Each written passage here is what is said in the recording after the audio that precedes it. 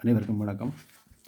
இந்த கருத்து பதிவானது ஒரு நண்பர் ஒருவர் நான் வெளியிட்டிருந்த காணொளிக்கு அவர் ஒரு கருத்து தெரிவித்திருக்கிறார்.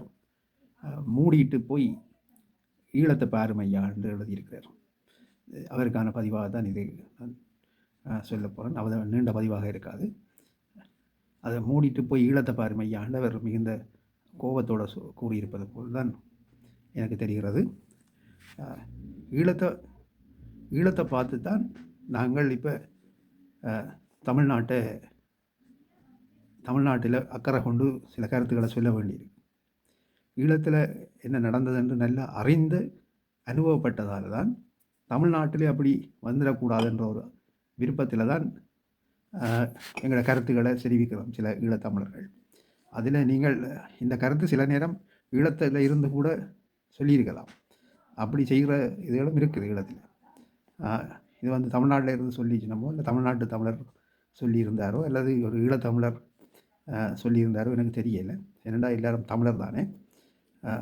ஆனால் இங்கே நான் சொல்ல வர விஷயம் என்னென்றால், ஈழத்தில் தமிழர்கள் பட்ட அவஸ்தையும் அந்த ஈழத்தமிழ் அரசியல் குழப்பங்கள் ஒரு இடியப்ப சிக்கல் நிலைக்கு தள்ளப்பட்டு போனதுக்கும் உரிய அடிப்படை காரணங்களை ஆராய்ஞ்சு விளங்கி அதுக்கு இந்த ஒரு மாற்றீடான தன்மையில் ஒரு ஸ்திரமான அரசியல் முனைப்பை தமிழ்நாட்டில் ஏற்படுத்தி தமிழர்கள் ஏதோ ஒரு இடத்தில் இருந்தாலும் ஒரு ஸ்திரமான வாழ்க்கையை வாழ வேணும் என்ற ஒரு விருப்பத்தில் தான் நாங்கள் இந்த கருத்துக்களை பதிவு செய்கிறோம். அது உங்களுக்கு புரியலை போல இருக்குது. இந்த நான் சொல்லியிருக்கிற உங்களுக்குரிய பதிலிலிருந்து நீங்கள் புரிந்து கொள்வீர்கள் என்று நான் நம்புகிறேன். அதையும் விடுத்து உங்களுடைய விமர்சனங்கள் வரவேற்கப்படும், அதுக்குரிய பதில் தரப்படும். மேலும் அந்த ஈழத்தில் உள்ள அரசியல் சூழ்நிலை இப்பொழுது ஒரு இடியப்ப சிக்கல் நிலை, அதாவது தமிழ் அரசியல் பரப்பில் ஒரு இடியப்ப சிக்கல் என்று சொன்னால் அந்த சிக்கல் அதிகமான குழப்பங்கள் நிறைந்ததாகத்தான் இருக்கிறது. ஈழத்து தமிழ் அரசியல்வாதிகளின் அரசியல் நிலைப்பாடுகள் ஆயுத போராட்ட மௌனிப்புக்கு பிறகு யாரையும் எந்த அரசியல்வாதி தவிர்ந்த பொதுமகனும் நம்ப முடியாத நிலைமை தான் அங்கே ஏற்படுத்தப்பட்டிருக்கிறது. எந்த ஒரு அரசியல்வாதியும் ஈழத்தில் மோசமான விமர்சனங்களுக்கு உட்பட்டு, அதாவது இனவிரோத செயற்பாடுகளுக்கு ஒத்துப்போகிற மாதிரியான செயற்பாடுகளில் ஈடுபடுவதாகத்தான் சந்தேக கண் கொண்டு பொதுமக்களாலேயும் பார்க்கப்படுகிறது. ஒவ்வொரு அரசியல் கட்சிகளும் தங்களுக்குள்ளே அப்படியான ஒரு எதிரெதிர் பார்வை முனைப்போடு தான் அவர்கள் அரசியல் நடத்தி கொண்டிருக்கிறார்கள்.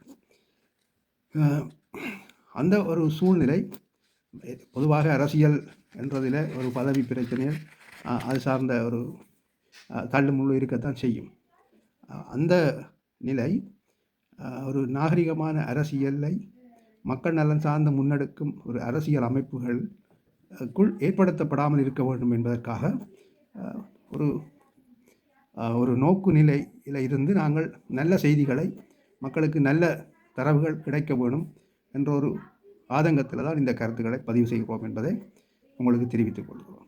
நீங்கள் என்னதான் எங்களை விமர்சித்தாலும் நாங்கள் தமிழ்நாட்டு அரசியலை பற்றி பேசுவதற்கு எங்களுக்கு உரிமை இல்லை என்று நீங்கள் சொல்ல முடியாது.